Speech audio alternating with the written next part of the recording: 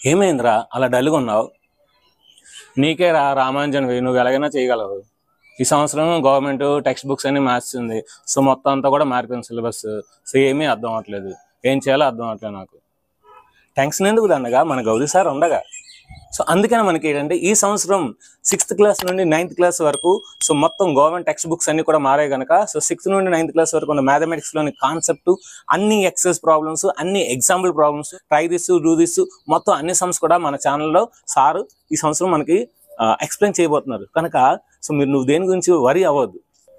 కాబట్టి ఛానల్ని సబ్స్క్రైబ్ చేయండి, లైక్ చేయండి. Hi friends, welcome to Gauri channel. ఈరోజు మనం 7th క్లాస్లోని 12th లెసన్ అయిన సిమెట్రీ అనే కాన్సెప్ట్ని ఇన్ డీటెయిల్గా నేర్చుకుందాం. రేపు ఎల్లుండి అవుతున్నాడు ఎక్సైజ్ నేర్చుకుందాం. సో వీడియోని మనకు ఖచ్చితంగా లైక్ చేయండి, అదేవిధంగా వీడియోని ఎండింగ్ వరకు చూడండి. సిమెట్రీ అంటే ఏంటంటే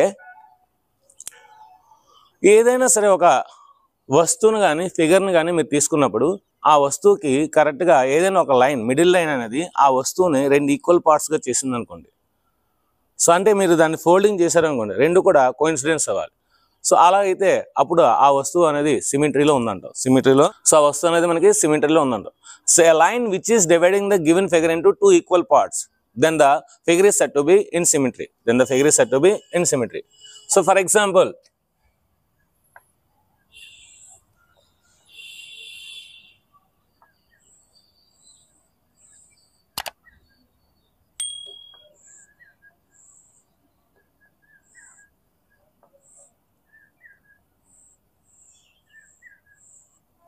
సో నేను ఒక బటర్ఫ్లై అనేది ఇలా డ్రా చేశాను. సో ఈ బటర్ఫ్లై అనేది మీరు బాగా అబ్జర్వ్ చేస్తే సో దాన్ని ఇలా ఫోల్డింగ్ చేస్తుంది ఈ లైన్ అనేది. సో అంటే ఎగ్జాక్ట్గా ఆ 2 రేఖలు కూడా కలుసుకుంటున్నాయి, అంటే బటర్ఫ్లై అనేది సిమెట్రీ అనే షేప్ని కలిగి ఉంది. సో అదేవిధంగా మీరు ఒక స్క్వేర్ని డ్రా చేసినట్లయితే ఈ స్క్వేర్కి నేను ఒక ఫోల్డింగ్ చేస్తే సో ఆ ఫోల్డింగ్ చేస్తే మనకి ఖచ్చితంగా ఆ 2 కూడా మనకి కోఇన్సిడెన్స్ అవుతాయి. కనుక a figure which is divided by line into 2 equal parts, then the figure is said to be in symmetry. So a line అంటే ఆ ఫిగర్ని మనం ఫోల్డ్ చేసినట్లయితే ఆ ఫోల్డ్ చేసినప్పుడు 2 కోఇన్సిడెన్స్ అయితే ఆ కోఇన్సిడెన్స్ అయినప్పుడు ఖచ్చితంగా ఆ లైన్ అనేది మనకి ఆ ఫిగర్ అనేది సిమెట్రీలో ఉందంటమాట. So that is called symmetry. Next line symmetry. So ఏదైతే లైన్ మనకి ఆ ఫిగర్ని 2 ఈక్వల్ పార్ట్స్గా చేస్తుందో దాన్ని ఆ లైన్ ఆఫ్ సిమెట్రీ అంటారు. ఏమంటారు? Line of symmetry. So this is called line of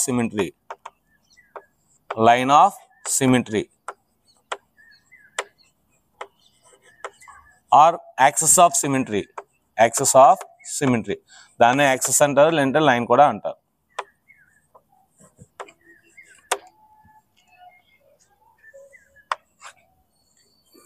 Regular polygon. Next, regular polygon. A polygon which is having sides is called polygon. A closed figure which is having sides is called polygon. మనకు already తెలుసు, ఒక close ఫిగర్కి sides ఉంటే దాన్ని మనకి polygon అంటారు. ఆ sides కనుక equal అయితే, ఆ యాంగిల్స్ కూడా ఈక్వల్ అయితే దాన్ని రెగ్యులర్ పాలిగాన్ అంటారు. ఫర్ ఎగ్జాంపుల్ నేను 3 సైడ్స్ తీసుకుంటున్నాను, ఈ 3 సైడ్స్తో ఒక రెగ్యులర్ పాలిగాన్ ఏర్పరుస్తాను. సో అప్పుడు దీని పేరు ఏమవుతుందంటే ఈక్విలేటరల్ ట్రయాంగిల్.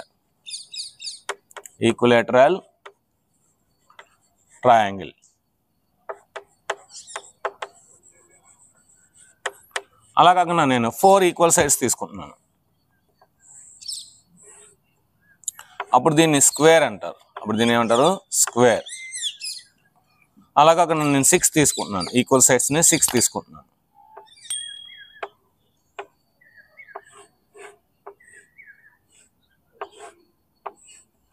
దీన్ని రెగ్యులర్ హెక్సాగోనల్ అంటారు. Regular hexagon. ఇలాగా మనం ఈక్వల్ సైడ్స్, ఈక్వల్ యాంగిల్స్ ఉండే వాటిని రెగ్యులర్ పాలిగాన్స్ అంటారు. ఇప్పుడు ఈ రెగ్యులర్ పాలిగాన్స్కి దీనికి ఎన్ని సైడ్స్ అయితే ఉంటాయో అన్ని లైన్ ఆఫ్ సిమెట్రీస్ ఉంటాయి. సో ఇప్పుడు దీనికి 3 సైడ్స్ ఉన్నాయి కనుక ఈ ఫిగర్ని మనం 3 విధాలుగా ఫోల్డ్ చేయొచ్చు, ఈక్వల్గా ఫోల్డ్ చేయొచ్చు. ఫర్ ఎగ్జాంపుల్ చూడండి, నేను ఈ విధంగా ఫోల్డ్ చేశాను అనుకోండి, సో అది ఫోల్డింగ్ అయిపోద్ది. ఈ విధంగా కూడా నేను ఫోల్డ్ చేశాను అనుకోండి, సో అప్పుడు కూడా మనకి అది ఈ 2 కూడా ఇలా కోఇన్సిడెన్స్. ఈ విధంగా కూడా నేను ఫోల్డ్ చేయగలను. అంటే ఈక్విలేటరల్ ట్రయాంగిల్ యొక్క number of the line of symmetries 3. Number of line of symmetry is 3. అదేవిధంగా స్క్వేర్ నేను ఈ విధంగా ఫోల్డ్ చేస్తాను. సో 1 ఈ విధంగా కూడా ఫోల్డ్ చేస్తాను. 2 ఈ విధంగా ఫోల్డ్ చేసినా సరే అది ఫోల్డ్ అవుద్ది ఈక్వల్గా. ఈ విధంగా ఫోల్డ్ చేసినా సరే అది కూడా ఫోల్డ్ అవుద్ది. అంటే so number of the line of symmetry for square. So స్క్వేర్కి నెంబర్ ఆఫ్ లైన్ సిమెట్రీని 4. అదేవిధంగా రెగ్యులర్ హెక్సాగన్ ఎన్ని సైడ్స్ ఉన్నాయి? 1 2 3 4 5 6 ఉన్నాయి కనుక దీన్ని సో 1 2 3 4 5 6. సో ఈ విధంగా 6 విధాలుగా 6 విధాలుగా దీనికి లైన్ ఆఫ్ సిమెట్రీస్ ఉంటాయి. So number of the line of symmetry for hexagon is 6. So హెక్సాగన్కి నెంబర్ ఆఫ్ లైన్ సిమెట్రీ ఏంటి? 6 ఉంటాయి అన్నమాట.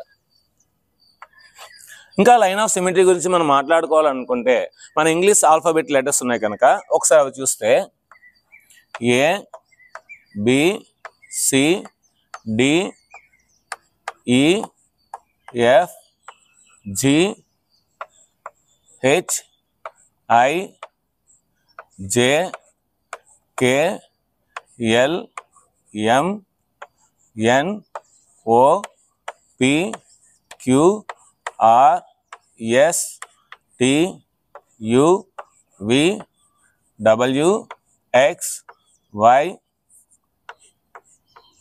జెడ్. సో ఇలాగా ఇంగ్లీష్ ఆల్ఫాబెట్ లెటర్స్ చూసుకుంటే లైన్ ఆఫ్ సిమెట్రీ అనేది దేనికి ఉంది?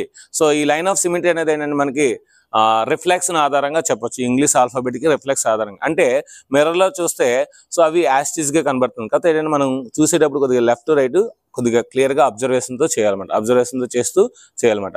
సో ఇప్పుడు లైన్ ఆఫ్ సిమెట్రీ చూసుకుంటే ఇక్కడ ఏ అనే దానికి నేను సో ఇలా ఒక లైన్ ఆఫ్ సిమెట్రీ అనేది వస్తుంది. ఏకి ఒక వెర్టికల్ లైన్ ఆఫ్ సిమెట్రీ వస్తుంది. సో బికి ఒక హారిజాంటల్ లైన్ ఆఫ్ సిమెట్రీ వస్తుంది.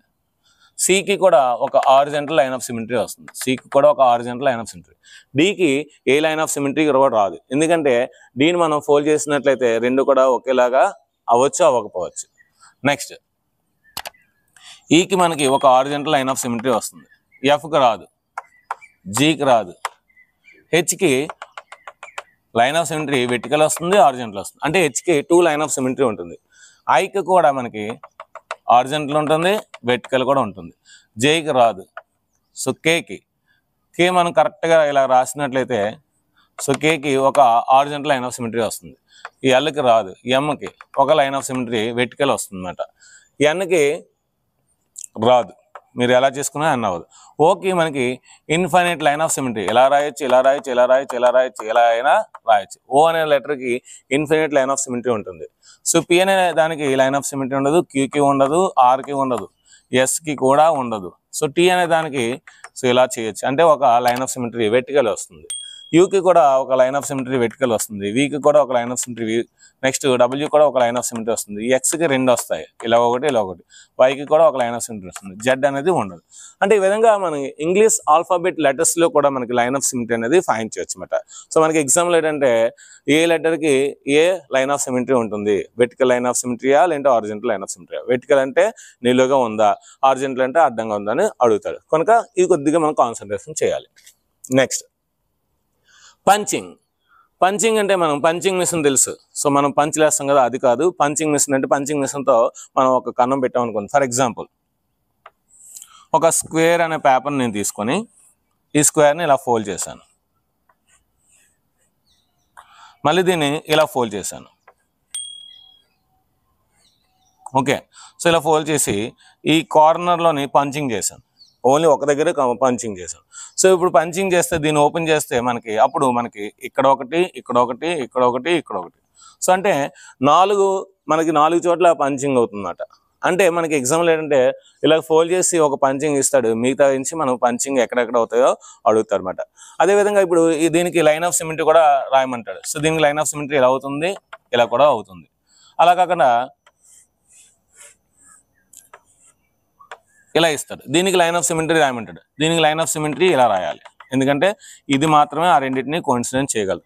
సో ఇలాగే మనకి పంచింగ్ అనేది చాలా ఈజీ అన్నమాట. డయాగ్రామ్ కొన్ని ఫిగర్స్ ఇచ్చి కొన్ని షేప్స్ ఇచ్చి దానికి పంచింగ్ ఇస్తాడు. సో మిగిలిన పంచింగ్ అడుగుతున్నాడు, లేదంటే లైన్ ఆఫ్ సిమెట్రీ అడుగుతాడు అనమాట. నెక్స్ట్ రొటేషనల్ సిమెట్రీ గురించి ఇన్ డీటెయిల్గా నేర్చుకుందాం. Next rotational symmetry. ఏంటి rotational symmetry? Let us see once.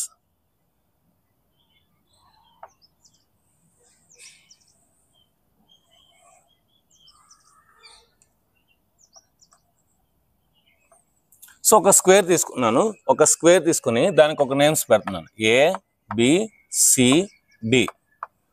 కరెక్ట్గా ఈ మిడిల్లోని నేను ఒక మేక్ కొట్టేసి ఆ స్క్వేర్ని నేను తిప్పుతున్నాను. ఆ స్క్వేర్ని ఏం చేస్తున్నాను? తిప్పుతున్నాను. ఫస్ట్ నేను ఇలా తిప్పినప్పుడు నాకు మళ్ళీ అదే స్క్వేర్ వస్తుంది, కాకపోతే ఇక్కడ బి వస్తుంది, ఇక్కడ సి వస్తుంది, ఇక్కడ డి వస్తుంది, ఇక్కడ ఏ వస్తుంది.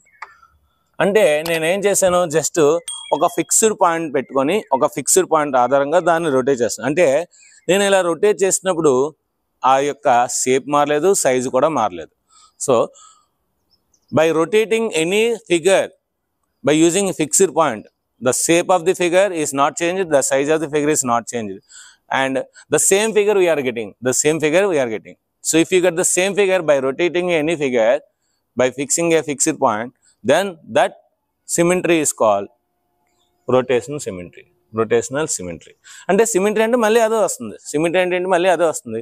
కాకపోతే అంటే నేను ఏం చేస్తాను, ఈసారి రొటేట్ చేస్తున్నాను. సో రొటేట్ చేయడం వల్ల వచ్చే సిమెట్రీని మనం రొటేషనల్ సిమెట్రీ అంటాం. సో అంటే ఇక్కడ ఏంటి మనకి, సో స్క్వేర్ తీసుకున్నాం, మళ్ళీ నాకు స్క్వేరే వచ్చింది, స్క్వేర్ తీసుకున్నాం, మళ్ళీ నాకు స్క్వేర్ వచ్చింది. ఏదైతే మనం ఫిక్స్డ్ పాయింట్ ఆధారంగా మనం రొటేట్ చేస్తున్నామో దాన్ని మనం సెంటర్ ఆఫ్ ది రొటేషన్ అంటారు. ఫ్యాన్ ఉంది, ఫ్యాన్ ఏంటంటే మనకి ఒక ఫిక్స్డ్ పాయింట్ ఆధారంగా దాని యొక్క రెక్కలు అనేవి తిరుగుతూ ఉంటాయి.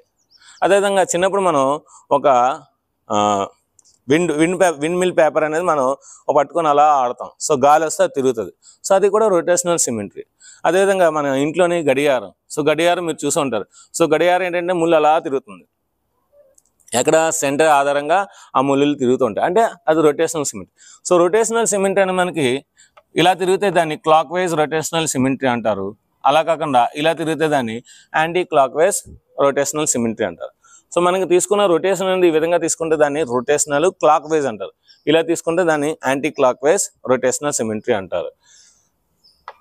సెంటర్ ఆఫ్ రొటేషన్ చెప్పాను కదా, ఏదైతే ఫిక్స్డ్ పాయింట్ ఆధారంగా మీరు రొటేషన్ చేస్తున్నారో ఆ ఫిక్స్డ్ పాయింట్ ఏంటంటే సెంటర్ ఆఫ్ రొటేషన్ అంటారు. Next angle of rotation. మీరు తీసుకున్న డయాగ్రామ్ కనుక ఒక కంప్లీట్ రొటేషన్ అయిందనుకోండి, కంప్లీట్ రొటేషన్ అయితే దాన్ని 360 degrees రొటేషన్ అంటారు. Angle of rotation is 360 degrees అంటారు, కంప్లీట్ రొటేషన్. హాఫ్ రొటేషన్లోనే మీరు అంటే మీరు తీసుకున్న ఫిగర్ హాఫ్ రొటేషన్లో మీకు మళ్ళీ అదే ఫిగర్ వస్తుంది అనుకోండి, హాఫ్ రొటేషన్లోనే దానికి 180 degrees అంటారు.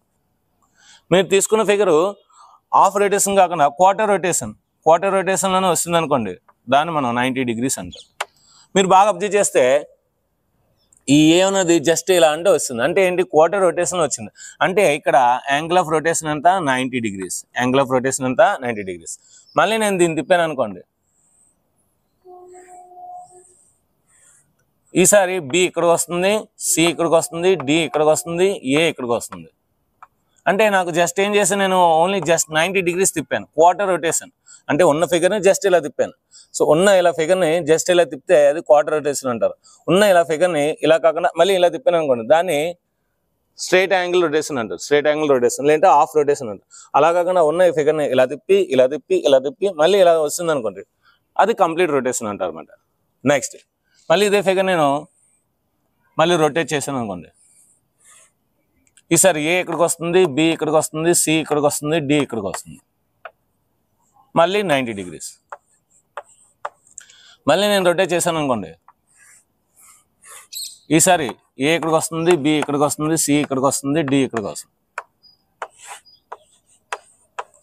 సో అంటే ఉన్న ఫిగర్ కాస్త మళ్ళీ ఉన్న ఫిగరే వస్తుంది, యాజ్ ఇట్ ఈజ్గా వస్తుంది. మనం ఏదైతే స్టార్టింగ్ ఫిగర్ తీసుకున్నాం మళ్ళీ అదే ఫిగర్ వచ్చింది అనుకోండి. ఎన్నిసార్లు మనకి ఇది రొటేషన్ అయింది, 1 2 3 4.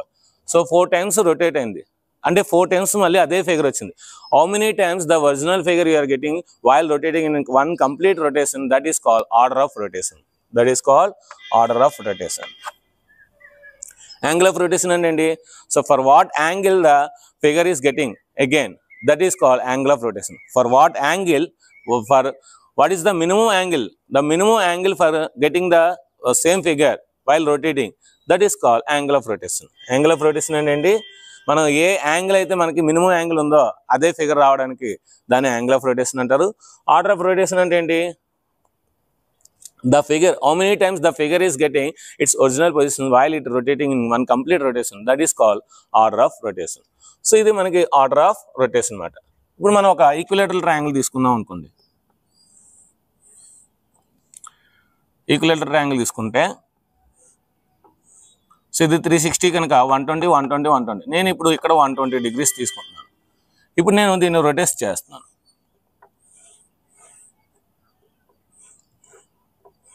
ఇప్పుడు ఇక్కడ వస్తుంది 120 degrees, అంటే ఈ ఫిగర్ నుండి ఈ ఫిగర్ రావాలంటే ఎంత వచ్చింది మనకి 120 degrees వస్తుంది.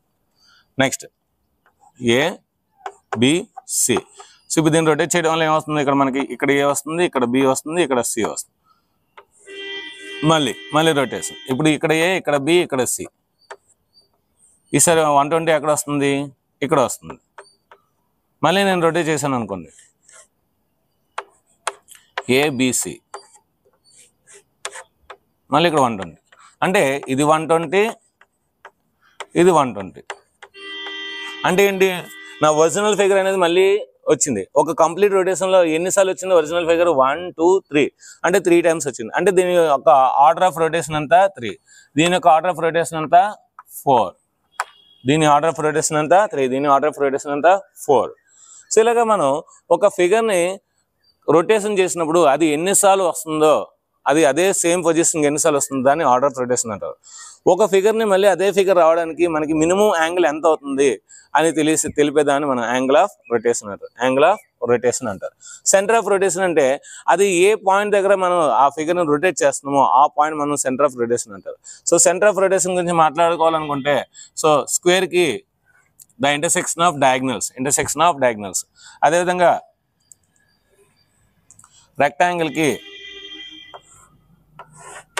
The intersection of the sides perpendiculars మనం తీసుకుంటే సో మనకి రెక్టాంగిల్స్, లేదంటే డయాగ్నల్స్ బైసెక్టింగ్ పాయింట్, రాంబస్ కూడా డయాగ్నల్స్ పెర్పెండిక్యులర్, డయాగ్నల్స్ యొక్క ఇంటర్సెక్టింగ్ పాయింట్. ఈ విధంగా మనం సెంటర్ కూడా ఈజీగా ఫైండ్ చేయొచ్చు అన్నమాట. సో ఈ విధంగా మనం ఒక line of symmetry, regular polygon, punching, next rotation symmetry, centre of rotation, angle of symmetry, order of symmetry ఈజీగా మనం ఐడెంటిఫై చేయొచ్చు అన్నమాట. లెటర్స్ చూసుకుంటే, మన ఇంగ్లీష్ లెటర్స్ చూసుకుంటే ఏ అనే దానికి ఇది సెంటర్ అయితే దీనికి ఒక కంప్లీట్ రొటేషన్ అయితే కానీ మళ్ళీ అది రాదు కనుక దీని ఆర్డర్ ఏంటి 1. బి, ఇది కూడా ఒక కంప్లీట్ రొటేషన్ అవ్వాలి. కంప్లీట్ రొటేషన్ అయితే ఒకటే వస్తుంది అన్నమాట. నెక్స్ట్ సి, ఇది కూడా ఒక కంప్లీట్ రొటేషన్ అవ్వాలి. డి, ఇది కూడా ఒక కంప్లీట్ రొటేషన్. ఈ, ఇది కూడా ఒక కంప్లీట్ రొటేషన్ అయితే అవ్వదు. ఎఫ్, ఇది కూడా ఒక కంప్లీట్ రొటేషన్. జి, ఇది కూడా. హెచ్, ఇక్కడ హెచ్ గురించి మాట్లాడితే మనకి ఇది హెచ్ రావాలంటే మనకి హాఫ్ రొటేషన్ చాలు, అంటే 180 degrees. దీని యాంగిల్ ఆఫ్ రొటేషన్ అంతా 180, ఎందుకంటే మినిమం 180 తీసుకుంటే నాకు మళ్ళీ హెచ్ వస్తుంది. 180 వస్తే హెచ్ అవుతుంది. సో దీని యాంగిల్ ఆఫ్ రొటేషన్ 180, దీని యొక్క ఆర్డర్ అంతా 2 సార్లు వస్తుంది అనమాట. సో ఇలా ఒకటి మళ్ళీ అలా ఒకటి అనమాట. నెక్స్ట్ ఐ కూడా ఇటు మనకి సో 180 degrees హాఫ్ రొటేషన్లో మళ్ళీ ఐ వస్తుంది. సో ఇలా తిప్పేసి మళ్ళీ ఇలా తిప్పితే ఐ వస్తుంది, అంటే హాఫ్ రొటేషన్ అంటే 180 degrees. సో దీని యాంగిల్ ఆఫ్ రొటేషన్ 180, దీని యొక్క ఆర్డర్ ఆఫ్ రొటేషన్ 2. నెక్స్ట్ జే అనేది అవ్వదు. నెక్స్ట్ ఐజే, కే అనేది కూడా అవ్వదు. ఎల్ అవ్వదు. ఎం అవ్వదు. ఎన్ అవ్వదు. ఓ ఇన్ఫైనైట్, దీని ఆర్డర్ ఆఫ్ రొటేషన్ అంటే ఇన్ఫైనైట్. మీకు ఎన్నిసార్లు కావాలంటే అన్నిసార్లు ఆ ఫిగర్ వస్తుంది. జస్ట్ ఇలా అన్నా సరే మనకి ఓ వస్తుంది. అదే దీని యాంగిల్ అనేది మీ ఇష్టం, ఎంతైనా తీసుకోవచ్చు. 0 తీసుకున్నా, 1 తీసుకున్నా, 2 తీసుకున్నా, 5 తీసుకున్నా, ఇది కూడా ఇన్ఫైనైట్ అనమాట యాంగిల్ కూడా. నెక్స్ట్ పి అవదు. క్యూ అవదు. ఆర్ అవదు. ఎస్ చూడండి. సో ఇది మనకి 180 degrees మళ్ళీ ఎస్ఏ వస్తుంది. యాంగిల్ ఆఫ్ రొటేషన్ అనేది 180, దీని ఆర్డర్ కూడా 2. టీ, సో ఇది కూడా 360 degrees అవ్వాలి. ఎస్టియు, వి, డబ్ల్యూ, ఎక్స్. ఇక్కడ ఎక్స్ కూడా మనకి 180 degrees, అదేవిధంగా 2. ఒకవేళ మీరు ఎక్స్ అనేది ఈక్వల్గా రాశారనుకోండి, అప్పుడు దీని యొక్క యాంగిల్ 90 degrees 4 వస్తుందన్నమాట, YZ. సో ఈ విధంగా మనకి ఏంటంటే కొన్ని ఇంగ్లీష్ లెటర్స్లోని కొన్ని లెటర్స్ మనకి ఆర్డర్ ఆఫ్ రొటేషన్ అనేది ఉంటుంది, అదేవిధంగా యాంగిల్ కూడా ఉంటుంది. సో ఇది ఫ్రెండ్స్ మనకి 7th క్లాస్లోనే సిమెంట్ అనేది సో చాలా చాలా మంచి టాపిక్, చాలా ఈజీ టాపిక్. దీంట్లోని మొత్తం ఎక్సర్సైజ్ అన్ని కూడా విత్ కలర్ పెన్సిల్తో, కలర్ పెన్ చాక్ పీస్తో మీకు నీట్గా ఎక్స్ప్లెయిన్ చేస్తాను. వీడియో మీద ఖచ్చితంగా మీరు లైక్ చేయండి. అదేవిధంగా వీడియోని మీరు ఏ జిల్లా నుంచి వస్తున్నారో మీ పేరు, అదేవిధంగా మీ స్కూల్ పేరు కూడా కామెంట్ సెక్షన్లో చెప్పండి. సో మీ పేరు, మీరు ఏ క్లాస్ ఎలాగ 7th క్లాస్ కనుక మీరు మీ పేరు, మీరు ఏ స్కూల్లో చదువుతున్నారో, అదేవిధంగా మీ జిల్లా రాసినట్లయితే మన వీడియో ఎంతమందికి రీచ్ అవుతుంది, ఎంతవరకు రీచ్ అవుతుందని నాకు తెలుస్తుంది. సో ఇది ఫ్రెండ్స్, రేపు మనం ఎక్సర్సైజ్ నెంబర్ 12.1లో కలుసుకుందాం. ఈ వీడియో నష్టం లైక్ చేయండి, షేర్ చేయండి, కామెంట్ చేయండి, సబ్స్క్రైబ్ చేయండి, ఫ్రెండ్స్ అందరికీ షేర్ చేయండి. Thank you very much, bye.